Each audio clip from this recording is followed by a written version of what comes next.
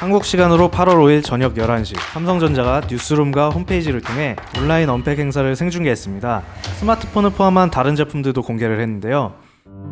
총 6가지, 5가지가 아니라 6가지 섹션으로 설명을 했다니 언팩이 있기 며칠 전부터 해당 제품들에 대한 리뷰, 심지어 언박싱 영상까지 나오는 웃지 못할 해프닝까지 유출이 되었었기 때문에 신선한 느낌은 좀 적었던 게 사실이었습니다. 제품별 경쾌한 리듬의 프로모션 영상과 캐주얼한 분위기는 역시 애플에서 신제품 발매 시마다 보여주는 클리셰를 벗어나지 못한 느낌이었는데요. 이제는 신제품을 소개할 때 어떤 스타일의 장르로 굳혀져 버린 것 같은 느낌이 들더군요. 그럼 간략하게 살펴보도록 하겠습니다.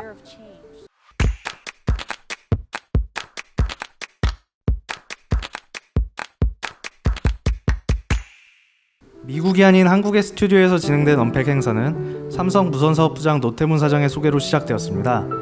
코로나 여파로 온라인으로 진행된 이번 행사는 사전에 미리 녹화된 영상과 라이브를 적절히 섞어서 진행하는 짜임새 있는 구성이 돋보였는데요. 전반적으로 미스틱 브론즈 컬러를 내세워 전체 톤 앤 매너를 구성하여 언팩 행사를 보는 내내 제가 싫어했었던 구리 컬러에 적응이 되어가는 저를 발견할 수 있었습니다. 노트 20과 노트 20 울트라 두 개의 모델로 출시되며 두 기종은 0.2인치의 화면 크기 차이를 가집니다. 그리고 디자인의 차이가 있는데 울트라 모델은 모서리에 곡률이 있는 엣지 디자인이 적용됩니다. 또 배터리는 노트 20은 4300mAh, 노트 20 울트라는 4500mAh 용량이고 두 기종 모두 후면 트리플 카메라가 탑재되었습니다. 그리고 갑자기 엑스박스가 나와서 뭔가 했었어요. 바로 새로운 기능인 게이밍 클라우드 기능인데요. 갤럭시 노트 20에서는 엑스박스의 PC와 콘솔 게임을 클라우드로 즐길 수 있게 되었습니다. 이 제품을 갖게 되면 콘솔 게임기도 덤으로 갖게 되는 거죠. 시연 영상도 중간에 나왔었는데 스마트폰과 게임 컨트롤러를 연결해서 하는 모습이 사실 굉장히 낯설었어요. 지금 만약에 길거리를 다니면서 저렇게 게임을 하면 엄청 어그로가 끌릴 것 같은, 근데 이 부분도 마이크로소프트와의 파트너십에 의한 새로운 컨텐츠인 것 같습니다. 이렇게 마이크로소프트, 윈도우 운영체제와 긴밀한 관계, 연동성을 가질 수 있는 스마트폰 브랜드는 현재로는 삼성이 유일무이한 것 같습니다. 또한 장소의 제약 없이 태블릿 또는 컴퓨터로 삼성 노트를 열고 문서를 편집하면 삼성 계정으로 등록된 모든 기기에서 내용들을 저장하고 동기화할 수 있습니다. 삼성 노트는 필기와 동시에 음성 녹음이 가능하고 해당 부분 필기를 선택하면 녹음된 음성을 재생할 수도 있습니다.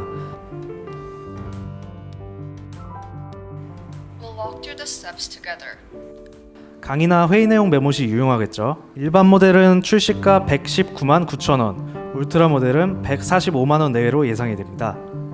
노트의 설명에 이어 S펜에 관한 영상도 나왔는데요. 흥미로웠던 부분이 바로 AI 베이스드 포인트 프리딕션 기술이었습니다. 한마디로 다음 펜이 지나칠 부분을 예측한다는 이야기인데요. 이로 인해 응답 속도의 단축을 이룰 수 있게 된 것이죠. 전작 대비 80% 빨라진 반응 속도의 S펜은 120Hz 주사율의 디스플레이와 9ms 응답 속도의 펜이라면 궁합이 좋을 것 같고요.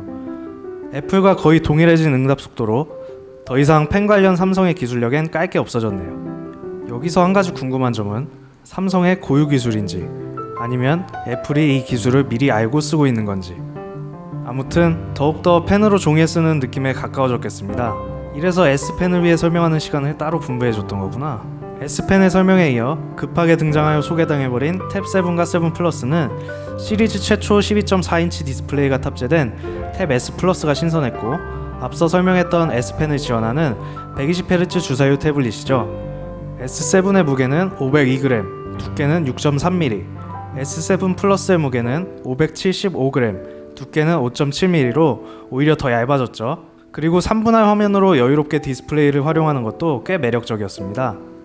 확실히 눈길을 끌었던 부분 중 하나는 삼성이 계속 언팩에서 얘기했던 에코시스템, 생태계에 대한 대주제와 어울리게 갤럭시 탭은 스마트폰과 PC의 장점이 잘 어우러지도록 소프트웨어에 많은 장점들이 보였다는 겁니다. 멀티태스킹이라든지 홈워크 부분을 통해 실용성이 높아졌습니다. 추가적으로 일러스트 앱인 클립 스튜디오 페인트를 지원하여 만화, 애니메이션, 웹툰을 갤럭시 탭을 이용하여 더욱 편리하게 제작할 수 있으며 노트 필기 앱 노트 쉘프, 그래픽 디자인 제작 플랫폼 캔바도 탑재되어 비주얼 크리에이터들의 관심을 모았습니다. 또한 갤럭시 노트와 탭을 같이 사용 시 좋은 장점과 기능에 대한 설명도 이어졌는데 콜 앤 텍스트 온 아더 디바이스, 엑스박스 지원, 삼성 TV 연동으로 무선 덱스를 사용할 수 있게 된 것, 갤럭시 스마트폰 최초 초광대역 통신 기술을 활용한 파일 공유 등의 다양한 기능들도 디바이스 개발 이외의 사용자 경험의 편의성을 위한 노력의 결과라고 보여졌습니다. 안 좋은 점도 많았지만 그만큼 매력적인 요소도 많았던 G 폴드. 접혔을 때 외부 디스플레이 같은 경우도 개인적으로는 컴팩트하고 깔끔하다고 느꼈었는데요. 하지만 많이 지적받았던 내구성 문제가 있었죠. 이 부분을 보완하기 위해 진공 청소기에서 아이디어를 얻어 방진 설계를 했고 외부 디스플레이를 확대했습니다. 그리고 펼쳤을 때 상단 노치가 펀치홀로 바뀐 것도 꽤 전작보다 많은 노력을 기울였다는 생각이 들었습니다. 한 가지 아쉬운 점은 힌지 안에 공간이 떠 있다는 것과 카메라 디자인이 노트와 닮아가고 있다는 것 정도. 아참, 그리고 이번에 삼성은 폴더블 스마트폰 라인업을 모두 Z 시리즈로 통합하기로 했습니다.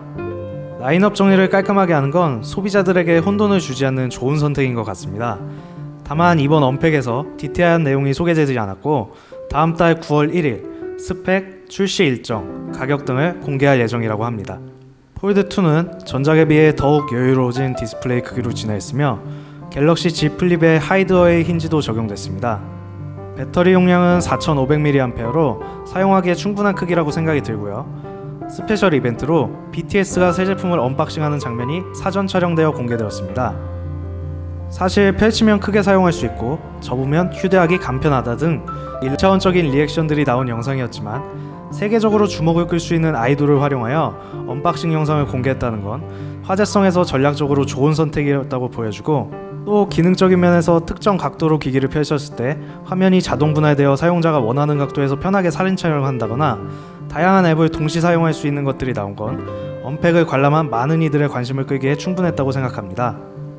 또한 이번에도 갤럭시 Z 폴드2 톰 브라운 에디션이 출시 예정에 있다고 합니다. 삼성 무선 이어폰에 처음으로 적용됐습니다. 액티브 노이즈 캔슬링. 저대역 배경소음을 최대 97%까지 낮춰주는 기술로 사람을 만나 대화를 하거나 안내방송 등은 기술적으로 잡아내어 들을 수 있게 해준다고 합니다. 또 총 3개의 마이크와 가속 센서를 활용하여 외부 소음을 피터링하고 사용자 목소리에 맞춰 음성 신호를 개선해 높은 통화 품질도 제공합니다. 그런데 이 제품에 대한 이슈 소식 영상을 저희가 예전에 제작한 적이 있었는데 그 당시에 특히 디자인적인 면에서 회의적이었습니다.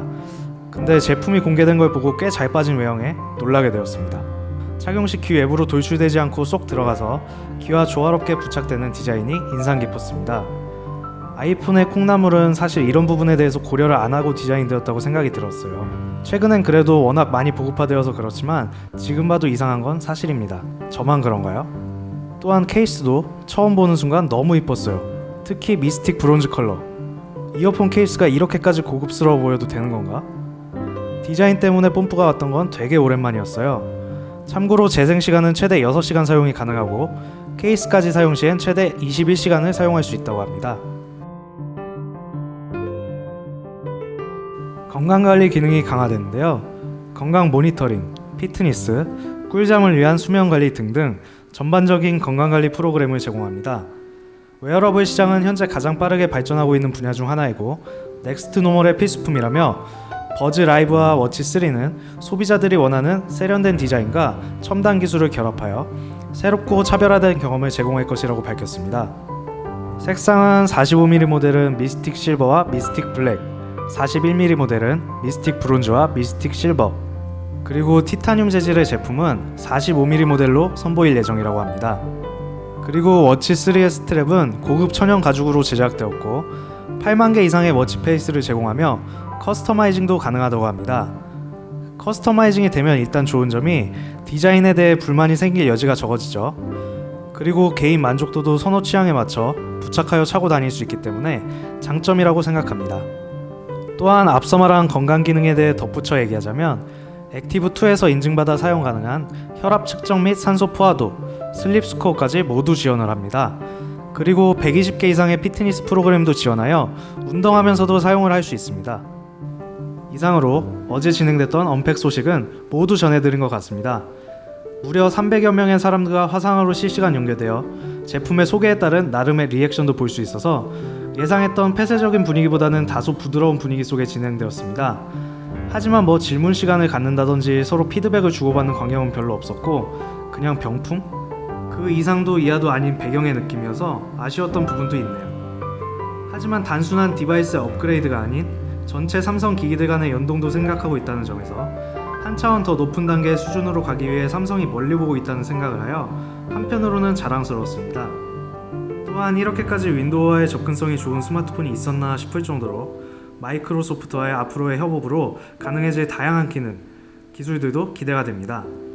여담이지만 홀로그램을 통해 증강현실을 느끼게 해준 부분은 진행에 있어서 재미있는 포인트였는데 언팩 마지막에 배정되었던 대담 코너는 더욱 깔끔하게 마무리될 수 있었던 행사를 좀 올드하게 만들어버리진 않았나 싶기도 했네요.